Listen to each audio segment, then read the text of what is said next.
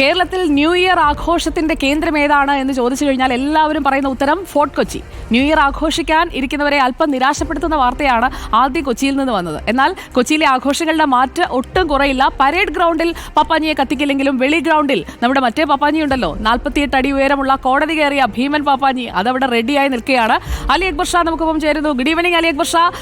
പുതുവർഷത്തെ വരവേൽക്കാനായി 2024 ബൈ പറയാനൊക്കെ അലി ആദ്യം തയ്യാറായോ എന്ന് അറിയട്ടെ. അലിയുടെ പുതുവർഷ റെസൊല്യൂഷൻ എന്താണ്?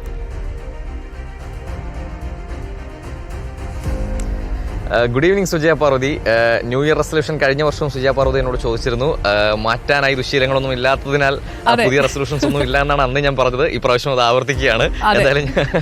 എന്തായാലും ഞാൻ നിൽക്കുന്നത് വെളി ഗ്രൗണ്ടിലാണ്. ഈ പറഞ്ഞതുപോലെ ഒരുപാട് വിവാദങ്ങൾക്കും ഒരുപാട് ആശങ്കകൾക്കും ശേഷമാണ് ഇത്തവണ പാപ്പാഞ്ഞിയെ കത്തിക്കലിലേക്ക് ഫോർട്ട് കൊച്ചി കടക്കുന്നത്. എനിക്ക് പിന്നിൽ കാണുന്ന ആ കൂറ്റൻ പാപ്പാഞ്ഞിയാണ് ആ കോടതി കയറിയ പാപ്പാഞ്ഞി. 42 അടിയാണ്. ആ താഴെ ഇരിക്കുന്ന ബോർഡൊക്കെ മാറ്റിക്കഴിഞ്ഞാൽ പാപ്പാഞ്ഞിയുടെ ഉയരം സംഘാടകർ പറയുന്നത്. വലിയ വിവാദങ്ങൾ ഉണ്ടായിരുന്നു. കഴിഞ്ഞ വർഷവും സമാനമായ നിലയിൽ 2 പാപ്പാഞ്ഞിമാരെ കത്തിക്കുന്നതുമായി ബന്ധപ്പെട്ട് വലിയ തർക്കങ്ങൾ, വിവാദങ്ങളൊക്കെ ഉണ്ടായി.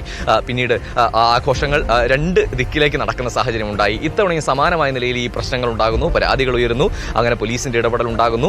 ഈ പാപ്പാഞ്ഞി, അതായത് വെളി ഗ്രൗണ്ടിലെ പാപ്പാഞ്ഞിയെ കത്തിക്കാൻ കഴിയില്ല എന്ന് പോലീസിന്റെ അറിയിപ്പ് ഈ സംഘാടകർക്ക്, ഗാലാഡി കൊച്ചിയുടെ സംഘാടകർക്ക് ലഭിക്കുന്ന സാഹചര്യം ഉണ്ടാകുന്നു.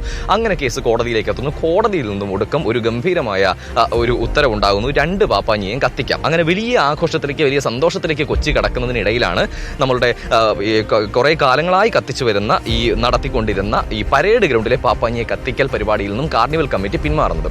അതിന്റെ കാരണമെന്ന് പറയുന്നത് മുൻ പ്രധാനമന്ത്രി വെളി ഗ്രൗണ്ടിലെ ആ ഭീമൻ പാപ്പാഞ്ഞിയെ നമ്മൾ കാണുന്നുണ്ട്. ആഘോഷങ്ങൾക്ക് മാറ്റൊട്ടും കുറയില്ല. അങ്ങനെ എല്ലാവർക്കും പുതുവർഷം ആഘോഷിക്കാനായിട്ട് ഒരുപാട് കാഴ്ചകൾ ഇത്തവണ നമ്മളും കൊടുക്കുന്നുണ്ട്. അലി അക്ബർ ഷായി നമ്മുടെ കൊച്ചിയിലെ വാർത്താ സംഘവും മാത്രമല്ല, നമ്മുടെ സംസ്ഥാനത്തും രാജ്യത്ത് മറ്റ് സംസ്ഥാനങ്ങളിൽ നിന്നും ഒക്കെ ഉള്ള കാഴ്ചകൾ പ്രേക്ഷകരിലേക്ക് എത്തിക്കാൻ നമ്മളിങ്ങനെ തയ്യാറായി നിൽക്കുകയാണ്. ഫോർട്ട് കൊച്ചിയിലെ വെളി ഗ്രൗണ്ടിലെ ഭീമൻ പാപ്പാഞ്ഞി, ഗാലാഡി ഫോർട്ട് കൊച്ചിയുടെ പാപ്പാഞ്ഞി അതാ നിൽക്കുകയാണ്. അപ്പോൾ ആ പാപ്പാഞ്ഞിയാണ് ഇത്തവണ കത്തിക്കുക.